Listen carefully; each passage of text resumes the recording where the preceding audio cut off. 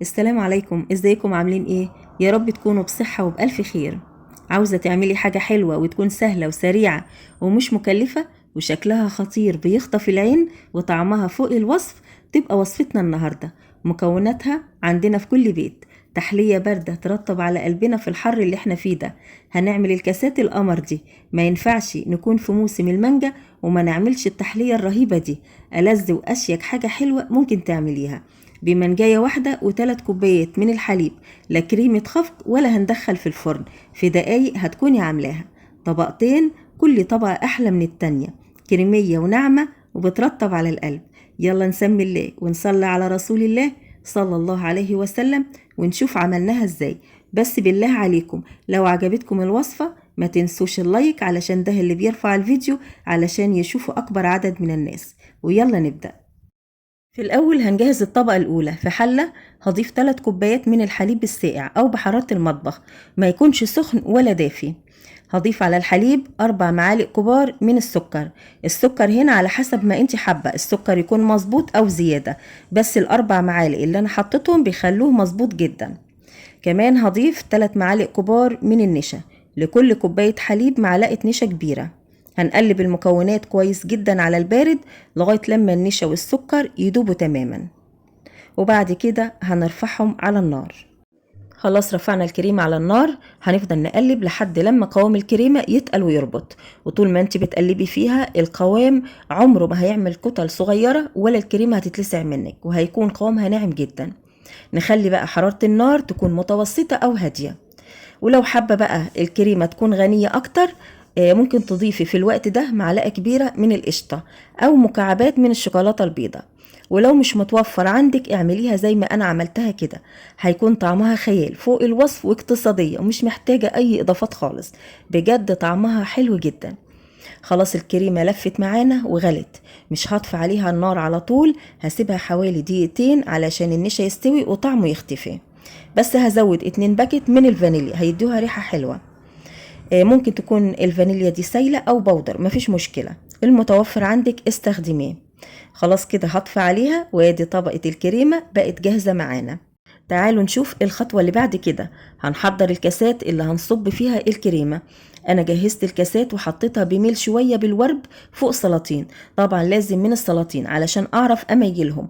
ممكن تحطيها فوق سلاطين او على صينية الكب كيك، تحطي الكاسات بميل في الفتحات بتاعتها. حابة تعمليها مظبوطة الكوبايات تكون معدولة مفيش مشكلة، او بميل مفيش مشكلة، ده على حسب راحتك. هنصب على طول الكريمة وهي سخنة. الكريمة حطوها في حاجة يكون ليها بوز علشان تبقى سهلة في صبها وتوزيعها.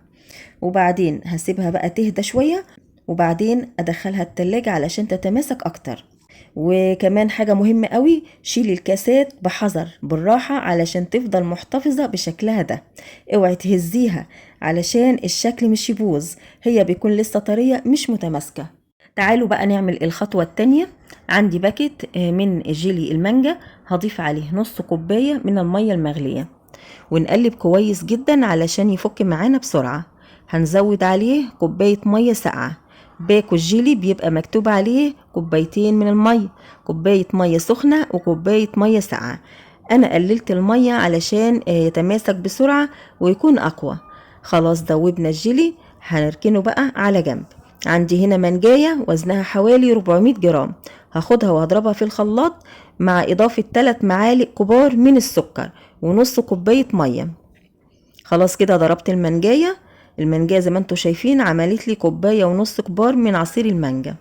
هصفيها بمصفى علشان لو فيها الياف تتشال، علشان احنا عاوزين الخليط يكون ناعم جدا. نقلب بقى المانجا مع الجيلي كويس جدا زي ما انتوا شايفين كده.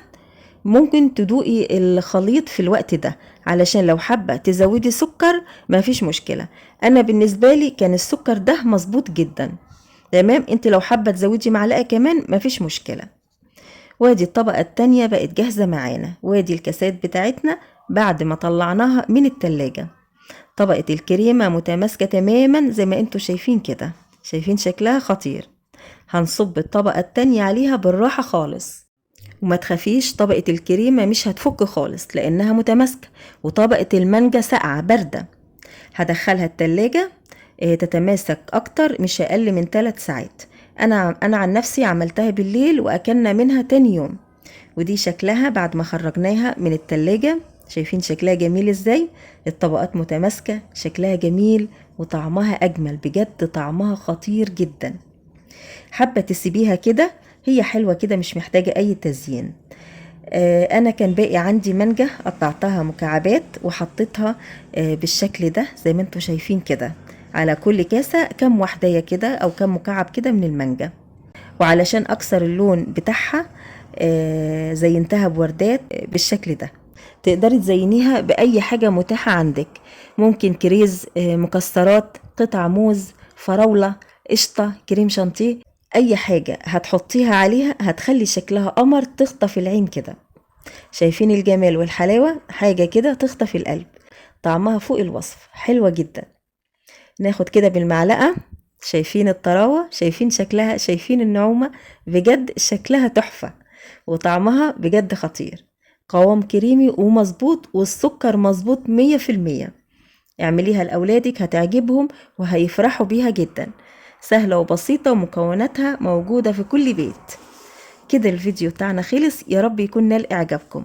لو عجبكم الفيديو واستفدتوا منه ما تنسوش اللايك والاشتراك في القناة، واشوفكم على خير في فيديو جديد. مع السلامة.